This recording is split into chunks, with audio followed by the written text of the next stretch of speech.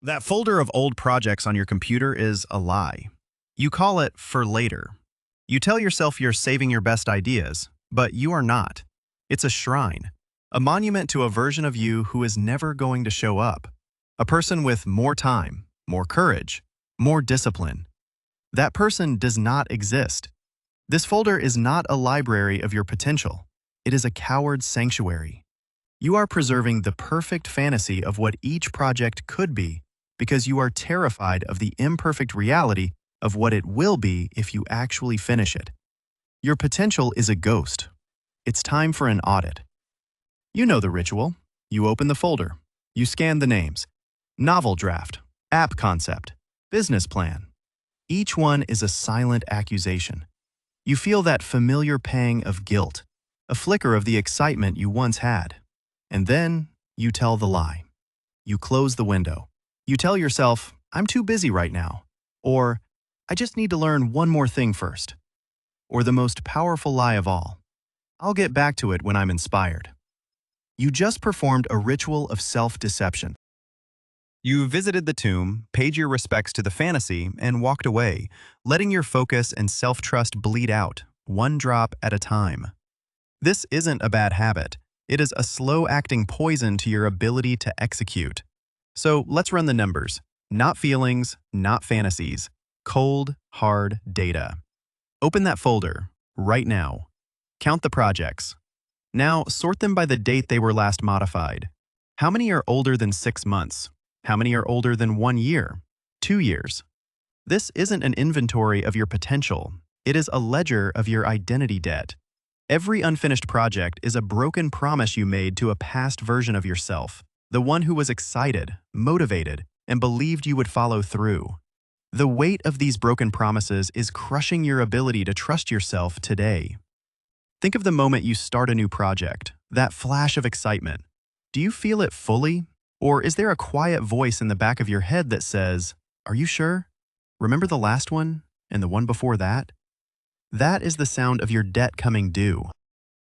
It's the interest payment on your broken promises, and it costs you your conviction. Let's be brutally honest about what you are actually protecting. You are not protecting your ideas. You are protecting your ego. An unreleased project can never be criticized. It can never fail. It can never be judged as mediocre. In its pristine digital tomb, it remains perfect, full of infinite potential. This folder lets you wear the costume of a creator without ever stepping on stage. You can call yourself a writer, a founder, an artist, a developer. But these project files are just identity props, like a doctor's coat worn by an actor. They look the part, but they have never performed the procedure. The fantasy feels safe, but the price of that safety is that you never actually build anything. Potential has zero value. Execution is the only metric that matters. Why does this digital mess create such a heavy feeling? Because it's not just a feeling. It's a real, measurable tax on your brain. Each one of those dead projects is a computer program, running in the background of your mind, eating up your processing power. This is not a metaphor. Your brain is hardwired to obsess over incomplete tasks. Psychologists gave this a name nearly a century ago, the Zeigarnik effect. This cognitive haunting creates a constant, low-level hum of mental stress. It fragments your attention. It drains your willpower. You sit down to do focused work, but your mind drifts back to the unfinished novel or the half-built app. You think you're archiving assets, but you're actually cultivating a garden of cognitive parasites that are eating your focus alive. You cannot achieve clarity on your current objective while your mind is still rendering the ghosts of 10 dead ones. So here's the protocol. The Project Graveyard Audit. You have 24 hours, not a week, not this weekend, 24 hours. This aggressive, artificial deadline is designed to snap you out of your endless deliberation. It forces instinctual, binary decisions. Open the folder. Pick one project. Just one. Don't overthink it. Pick the oldest one, the one that makes you feel the most guilt, the one that whispers to you the most at night. Now you face a choice with only 2 options, autopsy or resurrection. There is no third option. There is no archive for later. There is no reevaluate next quarter. The choice is now, and it is final. Let's define the terms. First, autopsy. An autopsy is a formal acknowledgement of death. This means you delete the project permanently. You do not move it to an archive folder, which is just a prettier graveyard. You drag the entire folder to the trash, and then you empty the trash. You must feel the sting of its permanent deletion. But you are not done. The most important step of the autopsy is the post-mortem. Open a blank text file. Write 5 sentences, and no more. 1. What was the core idea? 2. Why did I start it? 3. Why did it fail? 4. What is the single most important lesson I learned from its failure? 5. What will I do differently on the next project because of this lesson? You save that tiny text file, the lesson, and you discard the thousands of files that made up the project. You perform a funeral. You mourn the loss of the fantasy, and in doing so, you reclaim the mental energy it was consuming. The second option is resurrection. This is not a promise to work on it again. It is a commitment to ship it within the same 24-hour window. And by ship, I mean you release the smallest, ugliest, most stripped-down version of it imaginable. If it's an article, you publish 3 paragraphs, not 10 pages. 3 paragraphs right now on any public platform. If it's software, you launch one single feature that works. You get it live on a public URL, even if it's hideous. If it's a course, you record one 10-minute video and put it on YouTube. You do not wait for better lighting or a better microphone. The new standard is not perfect. The new standard is not feature complete. The new standard is shipped. Shipped is real. Shipped is momentum. Shipped proves you can finish something. Anything. This simple choice is incredibly difficult because your brain is working against you with a pair of powerful psychological traps. The first is the sunk cost trap.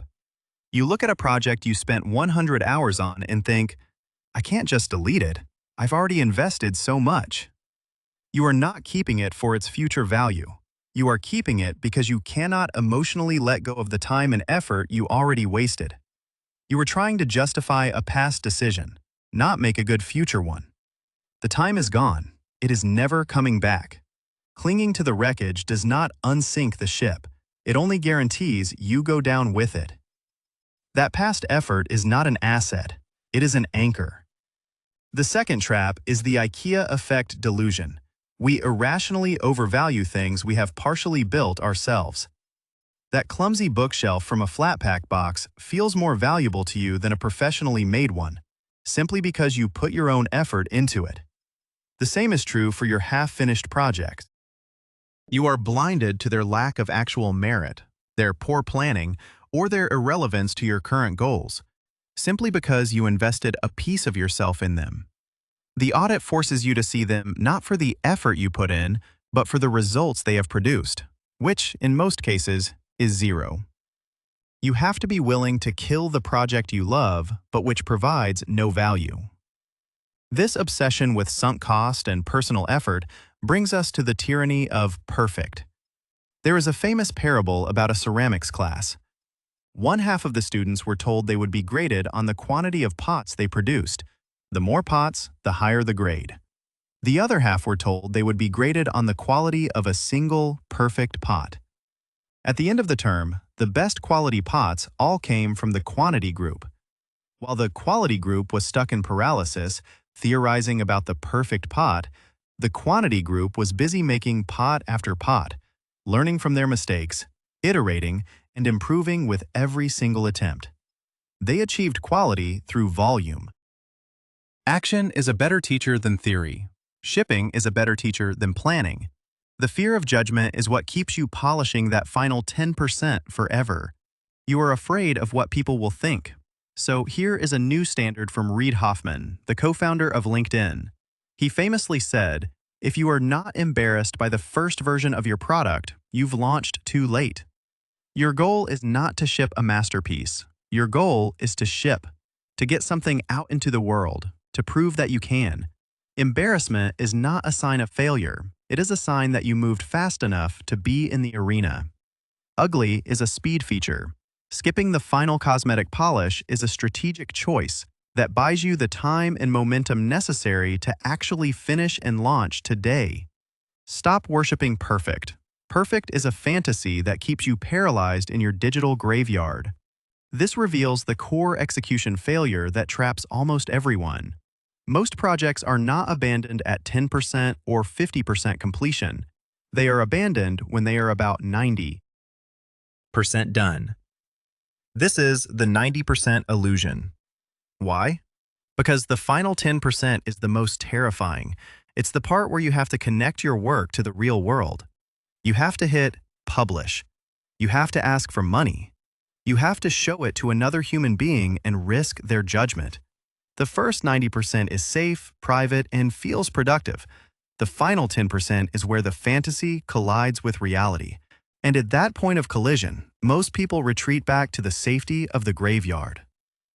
To break this pattern, you must use an unbreakable constraint. This is where Parkinson's law becomes your greatest tool. The law states that work expands to fill the time allotted for its completion. If you give yourself 6 months to finish a project, it will take you 6 months. If you give yourself a year, it will take a year. If you give yourself someday, it will take you forever. The 24-hour audit is not a suggestion. It is a law you impose upon yourself. By compressing the timeline to a ridiculous degree, you eliminate the possibility of endless tinkering. You don't have time for the final 10% of polish. You only have time for the essential 100% of shipping. You force yourself to make brutal, efficient decisions.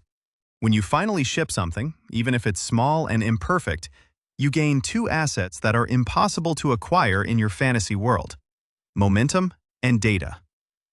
First, momentum. The physics of finishing are real.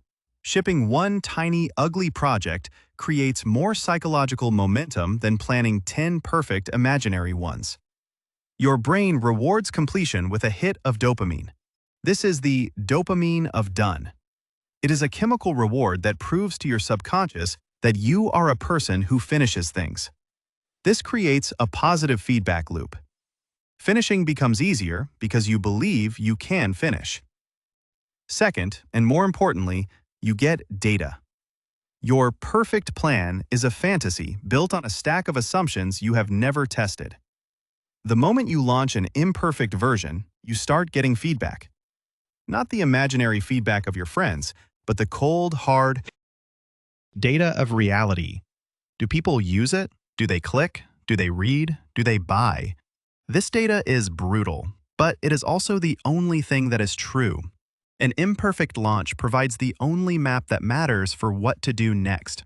A public timestamp beats a private, perfect draft every single time, because one exists and the other is a ghost. Think about the real cost of staying the same. Project this forward one more year. Another year of opening that folder, feeling that same dull ache of regret, and closing it again. Another year of accumulating more digital ghosts, each one a monument to your hesitation. Another year of your self-trust slowly eroding until the idea of starting anything new feels exhausting before you even begin, because you already know how it will end. The graveyard will just get bigger. The whispers will get louder. Your identity as a creator will become more of a lie. The cost is not just a messy hard drive. The cost is your belief in your own ability to make something real. The new execution standard is clean and binary. A project is in one of 2 states. It is dead or it is shipped. There is no limbo. There is no on hold. There is no in progress if it has not been touched in 3 months. That is a lie. It is dead. Your job is to be an honest coroner. You must be ruthless in your assessment. Is this project generating momentum and data right now? If the answer is no, it does not get to live in a state of suspended animation, draining your mental resources. It faces the audit. Autopsy or resurrection. Today. One user is a launch. One reader is a launch. One view is a launch. If one single person can see, use, or benefit from your work right now, it is enough to justify shipping it and moving on. You are not trying to build a perfect, timeless cathedral on your first attempt. You are trying to lay one single, crooked brick to prove that you can. You can always improve it later. You can always build version 2, but you cannot improve something that does not exist. Your perfect idea is worthless until it is real. The only way to make it real is to let it be imperfect. The person you are waiting for, the more disciplined, more courageous, more focused version of you, is not coming. That person is not found. They are built. And they are built in the messy, uncomfortable, embarrassing, and deeply satisfying act of shipping. The audit begins now. Open the folder. Pick one. Autopsy or resurrection. The choice is yours. The time is now.